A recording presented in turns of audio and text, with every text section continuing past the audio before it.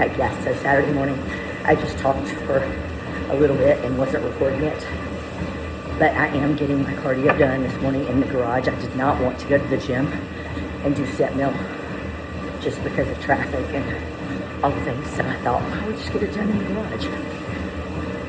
So I did get up this morning. We are 2 weeks out from North American, so it's getting serious. Weighed in, sent my coach all the videos and everything that he needed.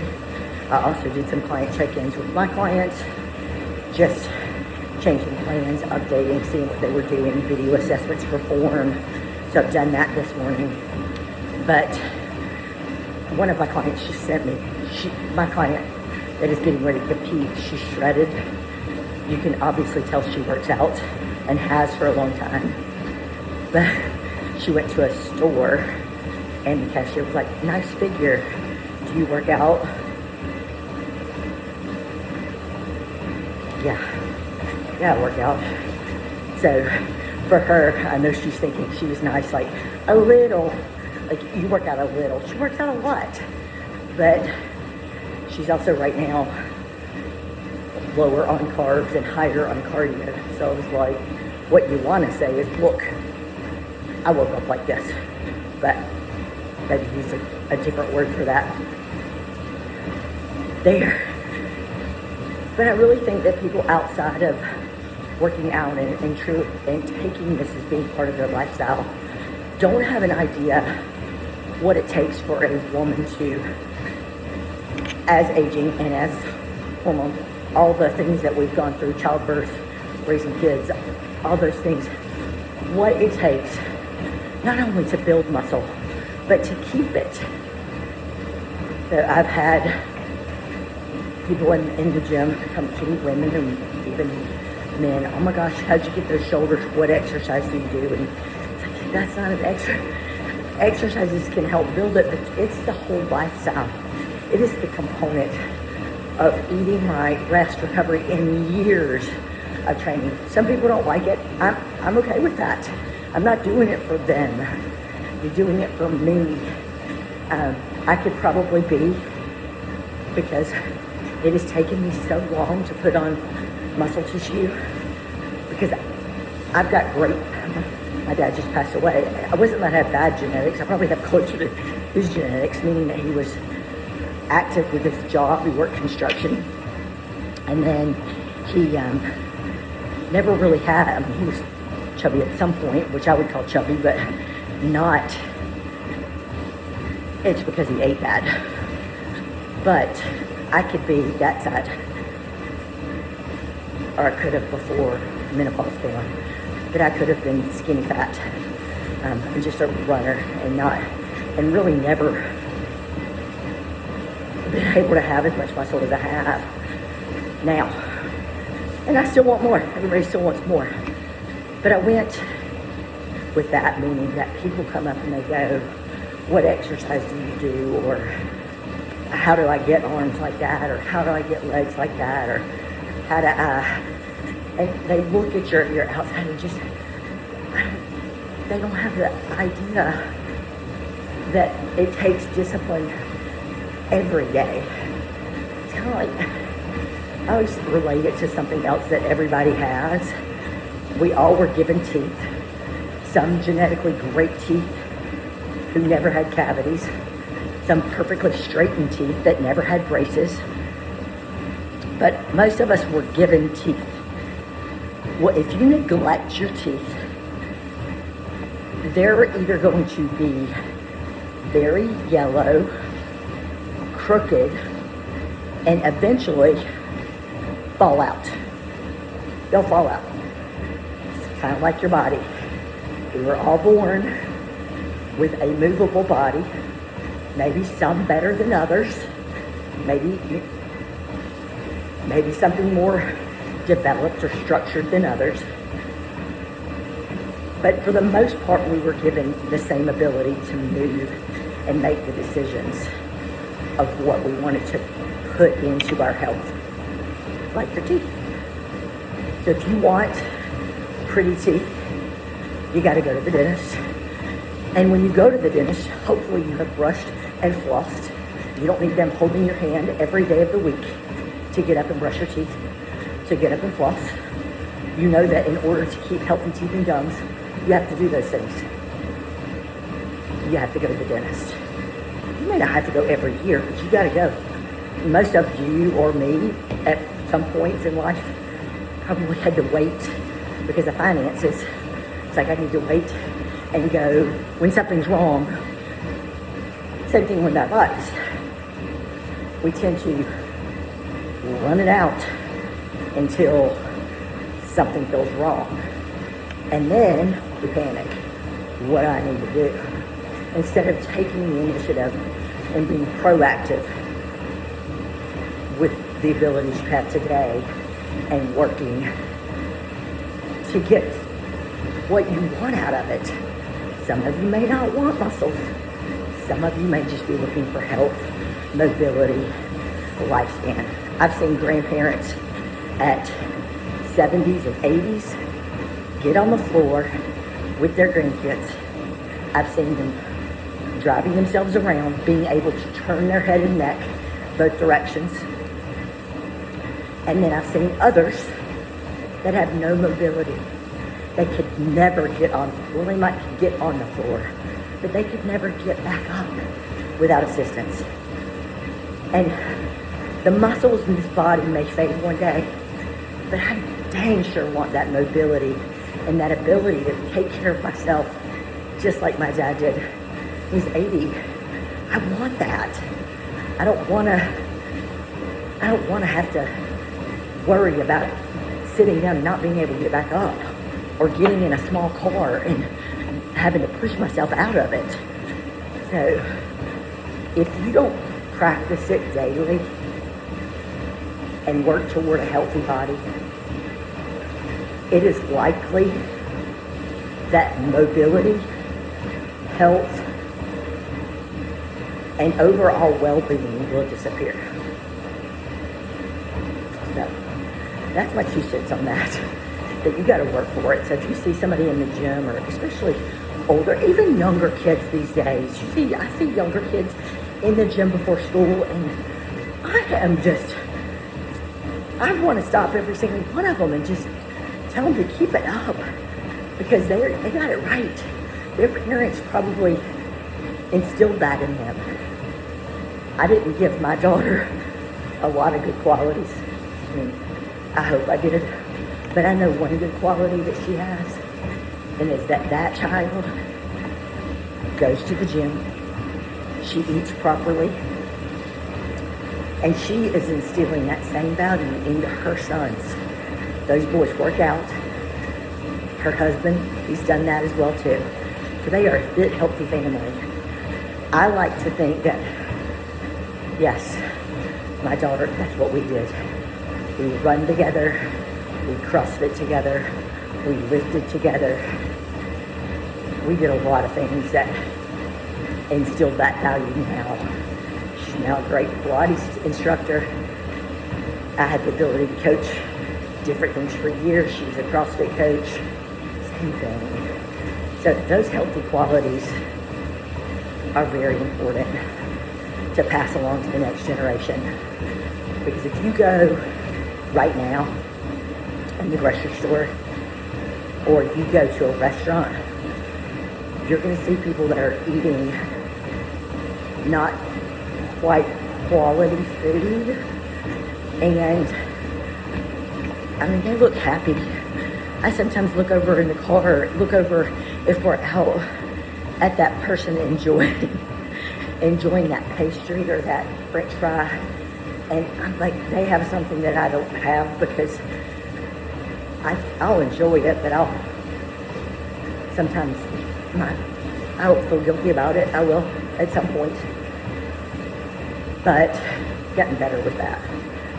But I think if we don't take those values and instill them right now, when you go to the grocery store, it is so much cheaper to eat bad, to buy chips, than it is to buy organic vegetables or potatoes and make your own. And it is so much easier to go through and get a dollar menu than it is for you to order grilled chicken with a gluten-free bun and nothing on it. So Those things just need to be passed on from generation to generation. And in the reverse, guys, kids, now it's your turn. As I got to see my dad kind of live to be self-sufficient, no medications, till he was 80, and then he was sick, so he got sick. He was healthy till he got sick, and then he wasn't healthy.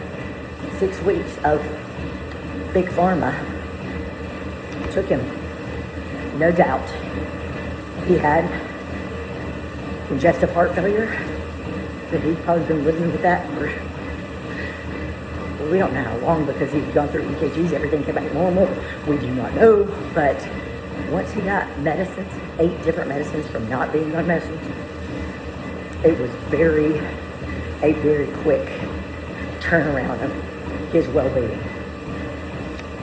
So, going back to that, kids, if you see your parents not being active, or you see their health declining, encourage them to get out and walk and do things, like check on them.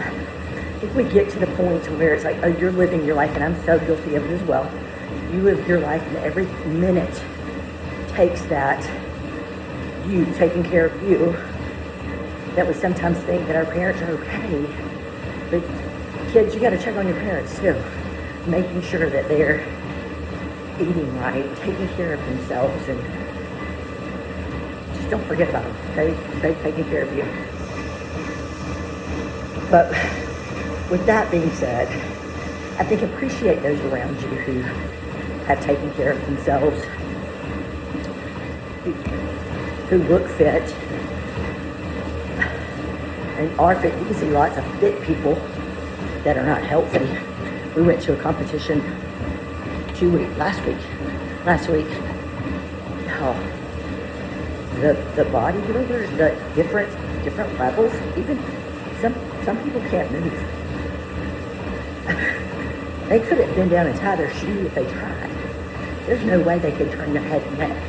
There's no way they can lift their arm above their head. That's not healthy either. Aesthetically, they look dynamite. But when you see them walking or trying to move, it is bad. It's bad.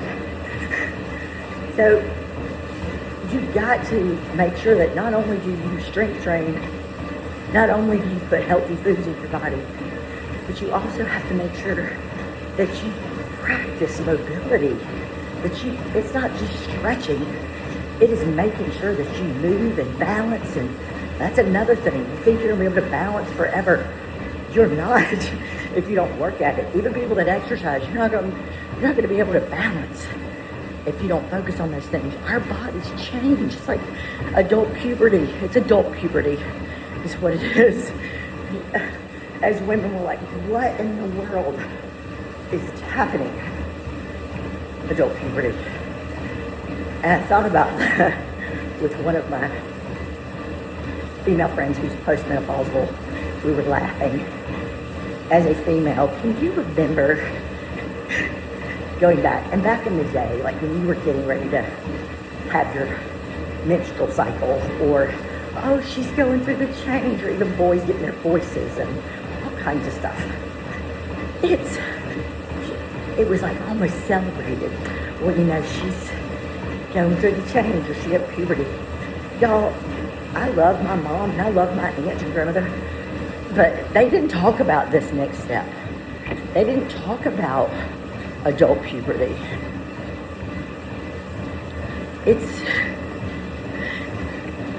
You can beat it. It's just like you made it through puberty. You made it through that. I mean, women, you were so glad when your cycle was over. If you were, but now adult puberty, nobody warned you. There's no books for this at the very beginning to warn you in your 20s of, watch out. You're going to start growing chin hair. Watch out. Your belly may start poking out more than your chest. So you will have hot flashes. You will, and that's for the most people. I personally went through menopause, did not know I thought that's just how I was supposed to feel in my 50s, because I was like, I'm not going to do medication. I don't want to take hormones. I've got this. And then when I was so stinking tired, adult puberty. When I went through adult puberty, I didn't want to take progesterone or estrogen. I was like, okay, because I've been tired, I'll do testosterone pellets. But I was very skeptical. And the first time I was like, okay, I feel a little bit better, a little more energy. And then after the first or second time of pellets, it was like you feel good at the very beginning, and you don't have that energy the same. So then I noticed I wasn't sleeping well, and so progesterone, and then working with hormone logics at the time, Joanna, she's great. Estrogen, we got estrogen coming in place. So those things helped tremendously, but not all at once. And we also figured out, like, thyroid, you've got to keep a track of that for adult puberty. So again, being proactive. So don't think that just because you're older, your kids are grown, you're exercising, you're doing all the things right, that it's okay to still feel lethargic with no sex drive, with dry skin, chin hairs. I don't know what to do with those. I mean, I don't care what kind of balance you have. I think that it's just our skin changes. I've noticed though that glow, the peptide and GHKCU has helped a lot with just hair thickness, skin overall, and so I've noticed a difference with that. So there's a lot of cellular and new science that can help us with this adult puberty. But don't think that it's just going to go away, and don't think that it's not going to happen to you. Because it may be, it's different in everybody. But once it happens to you, that's when you start seeking out. Just like your teeth were falling out. You don't have a dentist, guess what? Your teeth fall out, you're finding a dentist. So let's know that with exercise, with mobility, with overall health. If you're not proactive on taking care of yourself, don't wait till it's too late. You won't be looking for the doctor to try to get you out of all those things because, oh, I have a drug for this. I don't have a drug for that. It is every day. Getting up, putting in the work, taking care of yourself, monitoring your hormones now, monitoring rest and recovery, which was so overlooked in regular puberty, adult puberty. It's okay. It's okay to take a rest day as I'm active 7 days a week. It's okay though. And there are days that if my body says no more, I'm no more in it. And I am kind of the all or none person that I will definitely, if I'm not exercising that day, it may be a climbing the sheets bed day to where that's what I'm going to do. I'm going to lay there and sleep in segments and kind of catch up on rest and recovery. But it's okay to take a rest and recovery day as adult puberty hits. It's also more planning as an adult than it was as a kid. When you go through puberty as a teenager or preteen, your parents have that stuff. They've got to deal with you. They've got to shop for you. They feed you. They're letting you, you don't have to worry about paying bills. You're just living in that hormonal cesspool that we've all had to go through. As an adult, you got to manage it all. Adult puberty, there should have been a warning. It's like that Morgan Wallen song, it should have come with a warning. Oh, it should have come with a warning. But know that wellness, health, how your body feels, how you feel mentally. Starts with what you do, what action you take to make sure that you make each day a little bit better, and that you don't suffer in that, oh, it's just because I'm old.